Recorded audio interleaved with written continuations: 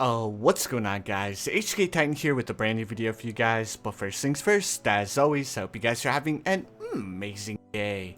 So in today's video, we are going to be jumping into episode 32 of our Bloons Tower Defense 6 Let's Play. And for today's episode, we are going to be doing Apopalypse on skates as well as the normal hard standard mode.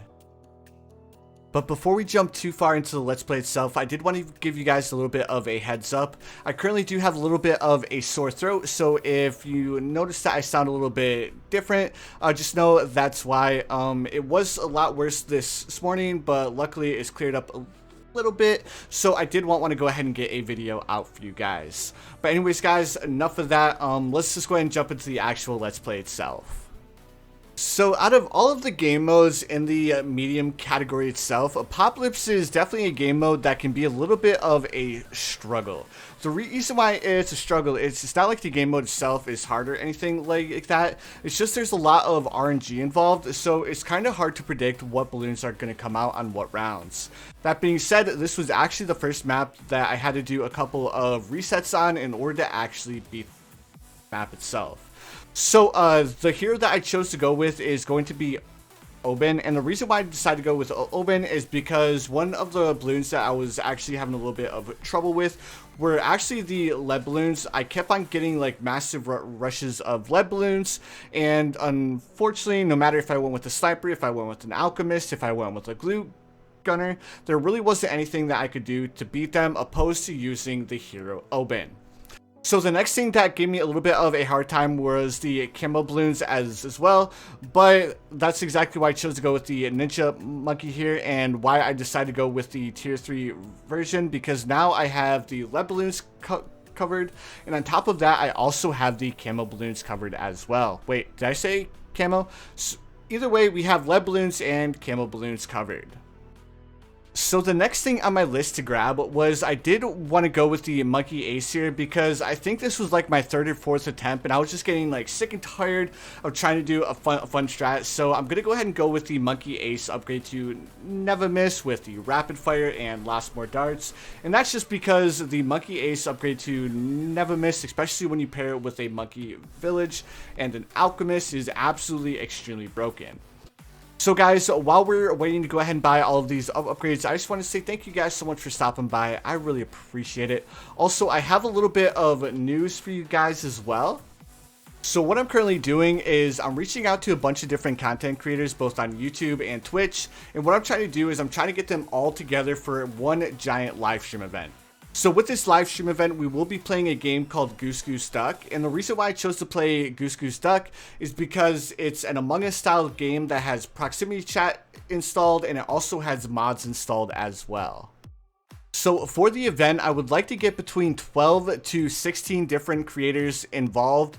So that being said, if you guys know of any different content creators that you guys think would be a good fit, have them reach out to me on Discord, and we can go ahead and see if it would be something that they would be a good fit for. So there are a couple of requirements for the event itself. The first requirement is that you need to be an active streamer or YouTuber, and what I mean by that is that you need to upload or stream 2 to 3 times per week. So the second requirement is the quality of your content. So the quality of your content needs to be similar to the quality of the other content creators involved. And I want you guys to know that I'm like doing my best to try and find content creators both on YouTube and Twitch that their content is just as good, if not better, than my own, because of course I want to make sure that the event is going to be jam-packed and action-packed the entire time through.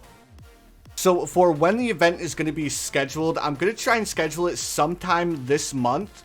Now, I don't want to give any promises because it's definitely going to be a little bit of a chore to try and find all of the different content creators. On top of that, finding content creators who are up for the event itself. But I'm going to do my best, and I will be sure to let you guys know in either the community section, or I'll let you guys know in future vids, because again, I want to make this a big event. For the event itself, I will be streaming it over on Twitch, and I'm going to go ahead and edit down the entire stream to go ahead and create some vids for you guys over here on YouTube. But anyways, guys, I think that's enough of the little bit of an advertisement there. But we're gonna go ahead and jump into the rest of this guide.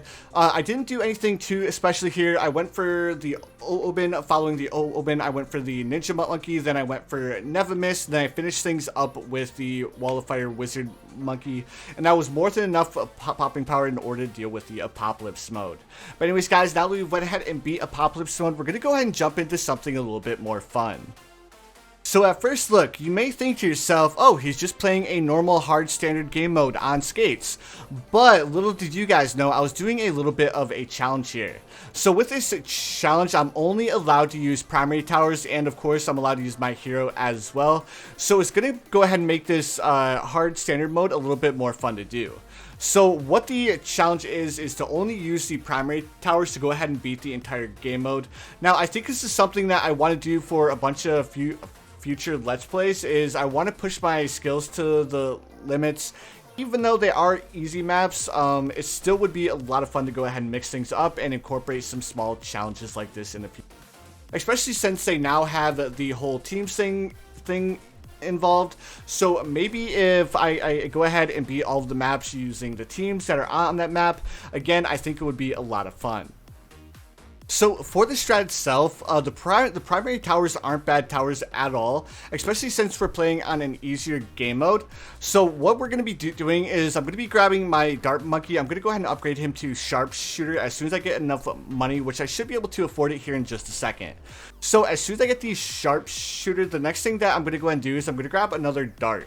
And the reason why I wanted to grab the different Dart is because I was thinking about going with the Juggernaut, but then I started to think to myself, maybe the Juggernaut might not be a good fit, because if I did go with the Jug, then I feel like we wouldn't have had enough popping power in order to deal with the Moab Balloon on round 40.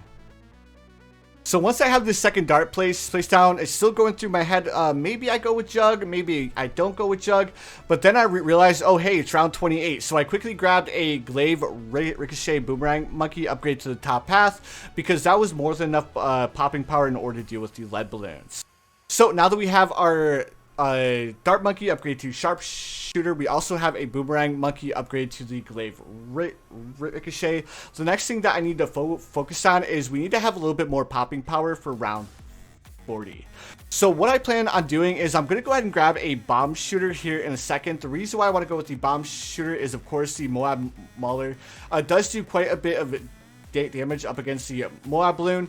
So as soon as I get my thoughts together here, I go ahead and upgrade the Moab Mauler all the way up to a 2-3-0. And now the next thing that I want to do is I want to go ahead and upgrade my Boomerang Monkey up to more Glaives. So as soon as I get my thoughts together again, I'm going to go ahead and upgrade the Boomerang Monkey. Again, I have no idea why I'm waiting so long.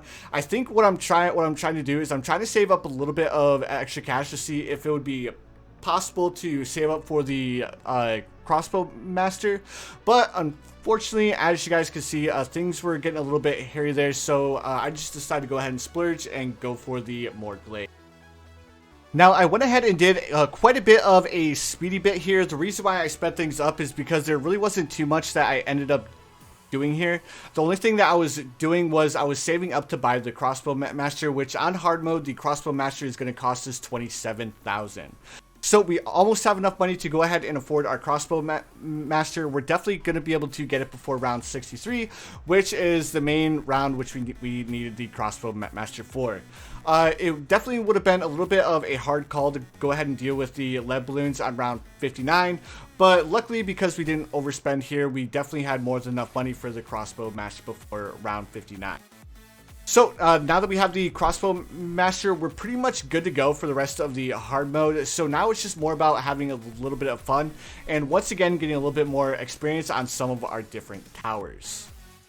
So the main tower that I wanted to get the experience on was definitely going to be the Boomerang Monkey here. So I didn't want to buy any other towers other than the Boomerang Monkey itself.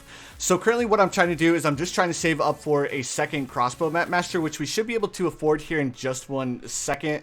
And now that we have our second Crossbow Master, guys, like, it's pretty much GG's for the rest of the game.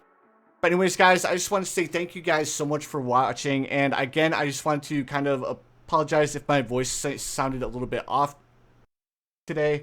I was kind of debating on whether I was gonna upload this, but at the end of the day I was like sitting in front of my computer and I'm like, you know what, I just really want to create a vid for you guys, which is currently while we're here. But anyways guys, again, thank you so much for watching. I really appreciate it. If you guys are still enjoying the Let's Play series, make sure you guys hit that like button. Also, if you guys haven't subscribed yet, please feel free to subscribe as well. I do upload quite a bit of Bloons Tower Defense 6 content. But anyways guys, as you guys can see, we are making easy work of this hard standard mode. There's really nothing else that we actually need to do. But just because we had a little bit of money left over, I'm going to go ahead and grab a tax shooter here. We definitely won't be able to save up the money to go ahead and upgrade it to the tax zone. But again, it's not that big a deal because 2 Crossbow Masters are absolutely broken. But anyways, guys, I just want to say thank you guys again so much for watching. But we only have 1 round here left, and there's the BFBs. Round 79, and our Crossbow Masters are absolutely shredding all of these balloons, so we just have the ZOMG left to deal with. But anyways guys, you know what time it is. I hope you guys have the most amazing day of your lives. And I will see you guys in the next one.